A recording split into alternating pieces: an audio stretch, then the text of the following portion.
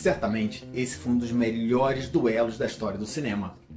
De um lado, Eugene Martoni, e do outro, Jack Butler, o guitarrista do diabo.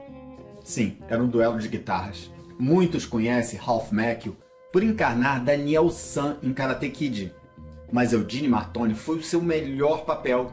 Encruzilhada, o seu melhor filme. Hoje vou trazer para vocês um herói esquecido, pelo menos aqui no Brasil, né? O filme Encruzilhada, que marcou toda uma geração. Particularmente, eu considero um dos melhores filmes dos anos 80. Eu me lembro que esse filme estourou nas locadoras em uma época em que eu estava descobrindo meu gosto musical, enquanto ouvia a Fluminense FM. Fluminense, a única rádio rock do Rio. Fluminense FM, maldita! Exatamente, era uma rádio que só tocava rock e blues. Cheguei até a aprender na época a tocar violão, influenciado por esse filme. E depois descobri que o filme influenciou uma geração inteira de guitarristas. A Encruzilhada foi o primeiro filme a abordar a lenda de Robert Johnson, o músico de blues que vendeu a sua alma em troca de se tornar o maior bluesman que já existiu. Robert Johnson teve algumas músicas gravadas por Led Zeppelin, Bob Dylan, Eric Clapton, Rolling Stones, entre vários outros. E aqui no Brasil, Robert Johnson foi homenageado pela música Mississippi, de Celso Blues Boy.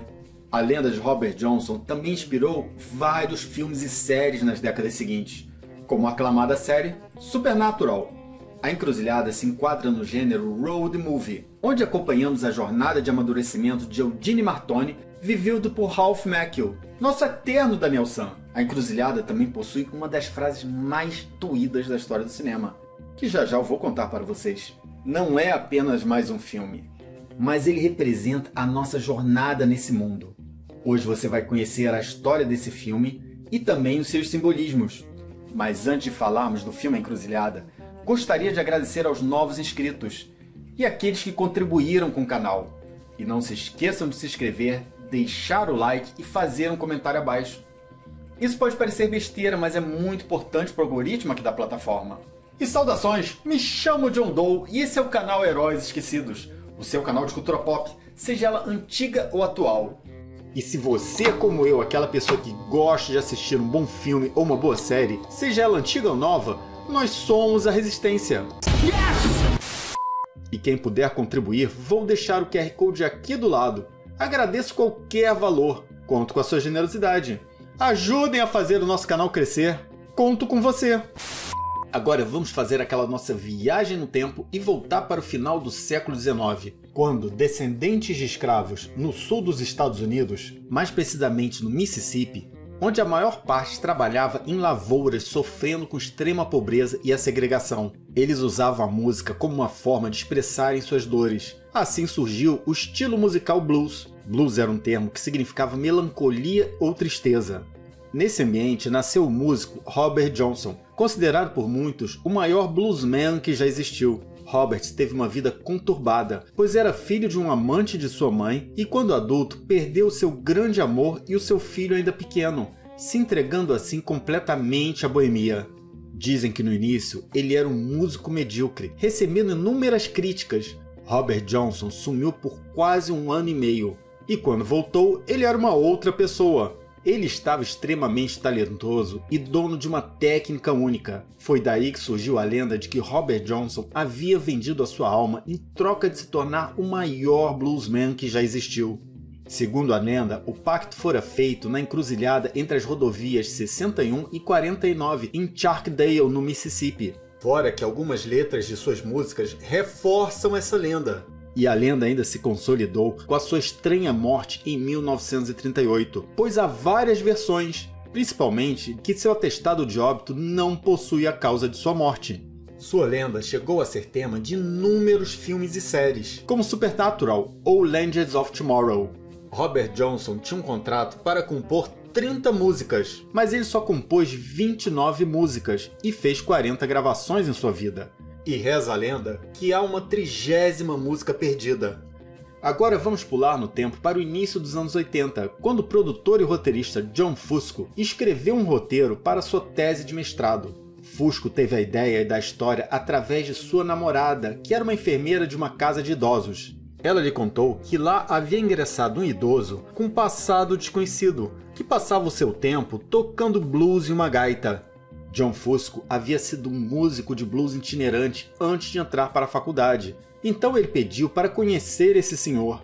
Ele e sua namorada ficaram imaginando se esse senhor poderia ter sido um músico de blues famoso no passado. Esse fato, misturado com a sua própria história como músico de blues, o inspirou para escrever o roteiro de A Encruzilhada, um roteiro que lhe rendeu vários prêmios nos anos seguintes. Esse roteiro foi vendido para a Columbia Pictures enquanto ele ainda era um estudante, e a Columbia chamou Walter Hill para dirigir o filme. Bem, se você é um nerdola raiz, você conhece Walter Hill. Ele dirigiu inúmeros clássicos, como The Warriors, 48 Horas, Ruas de Fogo e além de ser produtor de todos os filmes da franquia Aliens. Ralph Macchio foi chamado para o papel principal de Eugene Martoni, pois era uma estrela em ascensão na época por causa do sucesso de Karate Kid, que foi lançado 2 anos antes. O estúdio chamou o músico, professor de guitarra e colunista da Guitar Player, Arlen Roth, para ser tutor de guitarra de Ralph Macchio para o filme. Ralph Macchio treinou guitarra por 6 meses para ter uma performance perfeita nos dedilhados e no slide enquanto dublava as músicas, apesar de não tocar de verdade em nenhuma cena. Para o papel do mestre de Eugene, o gaitista Willie Brown foi chamado veterano Joe Seneca. O nome Willie Brown foi em homenagem ao músico Willie Brown, que foi um dos criadores do gênero Delta Blues. E para Francis, o par romântico de Eugene foi chamado a bela Jamie Gertz, que um ano depois roubaria muitos corações no filme Garotos Perdidos. Para o famoso papel de Jack Butler, o guitarrista do Diabo, foi considerado Keith Richards, mas o medo dos produtores é que o público veria Keith Richards em cena e não o personagem. Arlen Roth chegou a gravar todas as cenas do duelo como Jack Butler, mas a sua presença de palco não fazia contraste com a de Ralph Macchio. Eles precisavam de um músico que tivesse uma presença de palco único e também não fosse muito conhecido. Arlen Roth e Ray Cooder, depois de uma reunião, resolveram sugerir Steve Vai, que era um guitarrista que estava começando a ganhar fama na época. Esse mesmo Steve Vai que fez a guitarra conversar com David Lee Roth em uma música.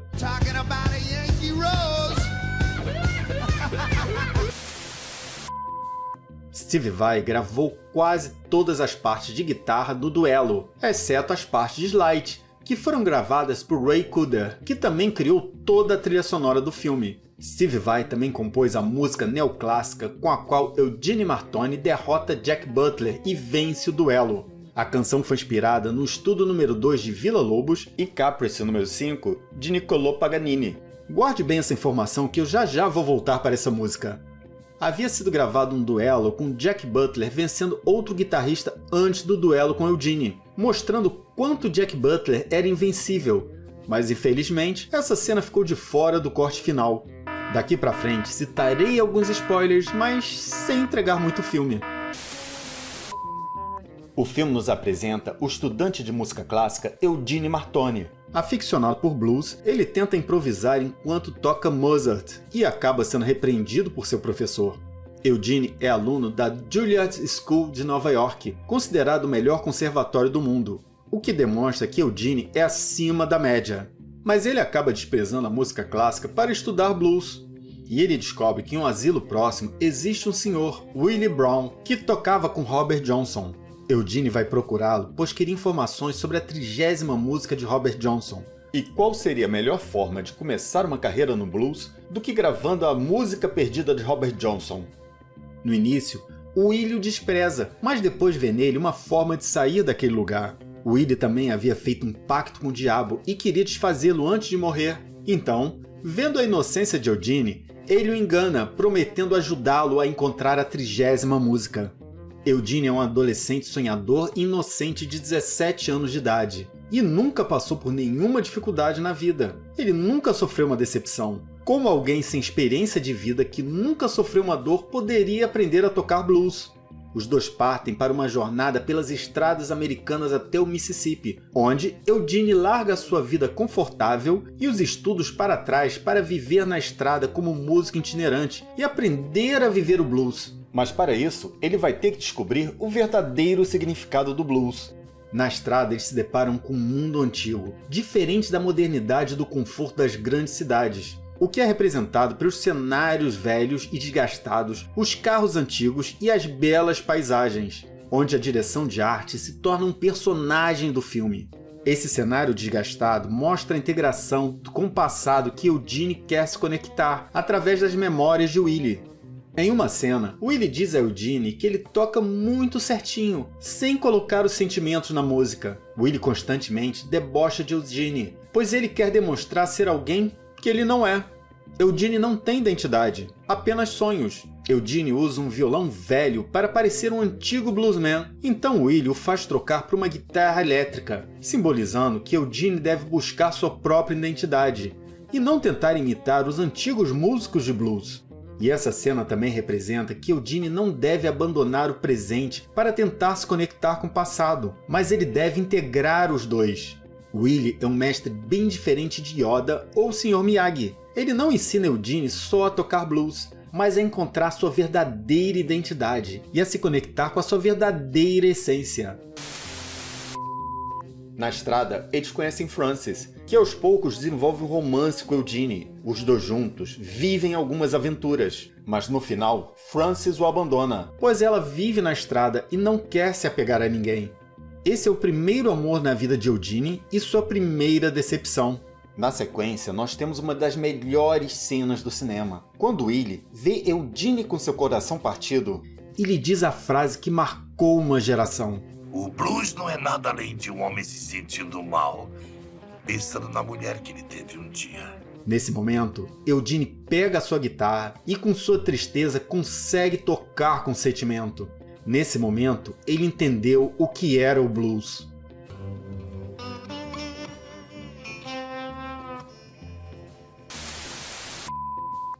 Chegando ao Mississippi, Willie encontra o diabo para desfazer o acordo. Ele se tornou um grande músico, mas não alcançou fama e fortuna. Pelo contrário, passou a maior parte de sua vida na cadeia.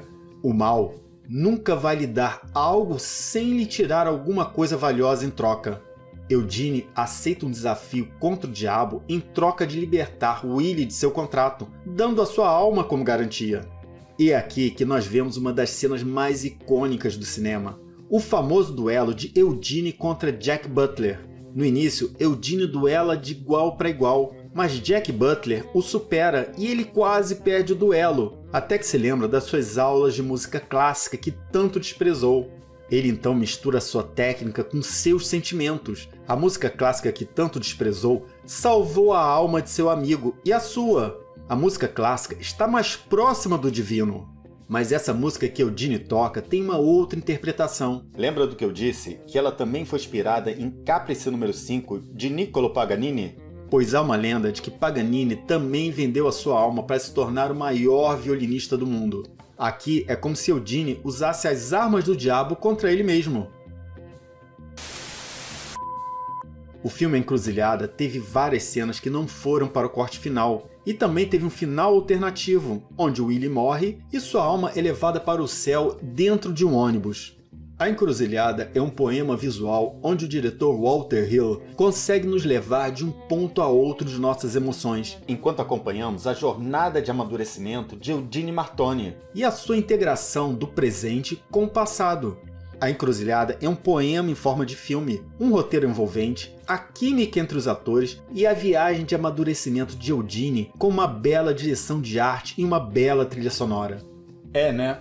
Infelizmente é um estilo de filme que não vemos mais hoje em dia em Hollywood. Peraí, John Doe, rapidinho! E as guitarras do filme, John Doe? O que aconteceu com elas?